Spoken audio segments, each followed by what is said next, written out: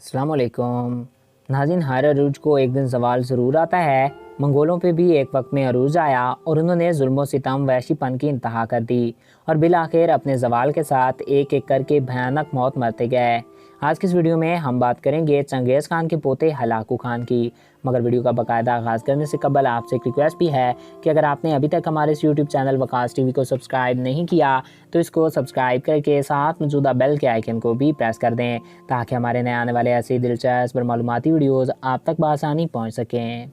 नाज़रीन, हलाकू खान चंगेज़ खान का पोता था। हलाकू खान के बाप का नाम तोली खान था, जिसके 3 बेटे थे, मंगो खान, कबायली खान और तीसरा हलाकू खान था।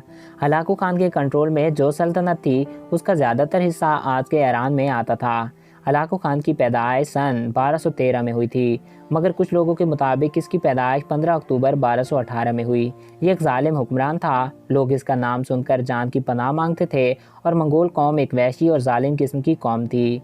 ये जहाँ भी हमला करती इस इलाके के नक्शे तक को बदल देती। इस इलाके के बच्चे बूढ़े यहाँ तक कि हैवान और जानवरों को भी कत्ल कर देती। उस इलाके के कल्चर को मुकम्मल तौर पर तबाह करके वहाँ की मुक़द्दस और मजहबी जगहों को तबाह बर्बाद कर देती। हलाकू खान की एक प्यारी बेगम थी जो कि बहुत ही अच्छी इसकी दोस्त भी थी और वो क्रिश्चियन थी, जिसकी वजह से कहा जाता है कि हलाकू खान ने क्रिश्चियन मज़हब अपना लिया था। मगर बाज़ लोगों के मुताबिक इसने मरने से पहले बुत मत को इख्तियार किया हुआ था। नवंबर 1252 में हलाकू खान एक अजीम शान फ़ौज के साथ बगदाद पे चढ़ाई के लिए निकल खड़ा हुआ। बगदाद पहुंचकर इसने खलीफा मौसम बिल्ला को हथियार डालने को कहा, लेकिन खलीफा ने इससे इनकार कर दिया। इसके बाद हलाकू ने खलीफा के मशीर इब्ने कौमा को खलीफा से गद्दारी करने पर राज़ी किया, जिसकी वजह से बगदाद की फ़ौज 2 हिस्सों में तकसीम हो गई। जिसके बाद हलाकू खान ने बगदाद पे आसानी से चढ़ाई की और कब्ज़ा जमाने का मंसूबा बना लिया।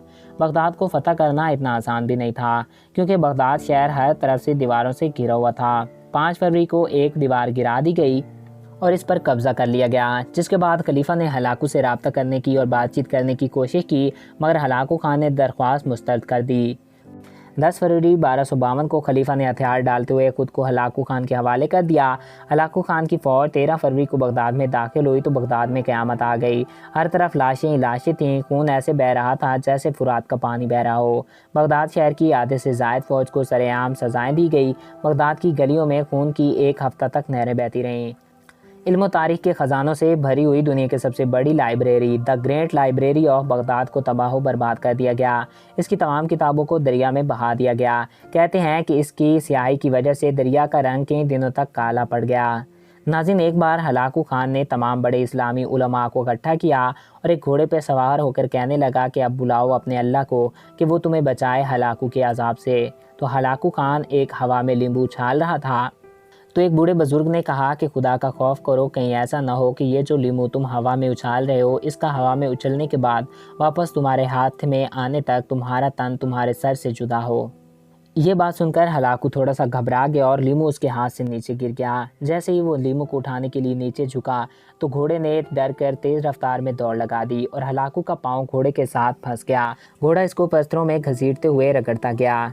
जब तक घोड़े को कंट्रोल किया गया तब तक हलाकू बुरी तरह से ज़ख्मी हो चुका था और चंद दिन मफलूज बिस्तर पे पड़े रहने के बाद ये मर गया।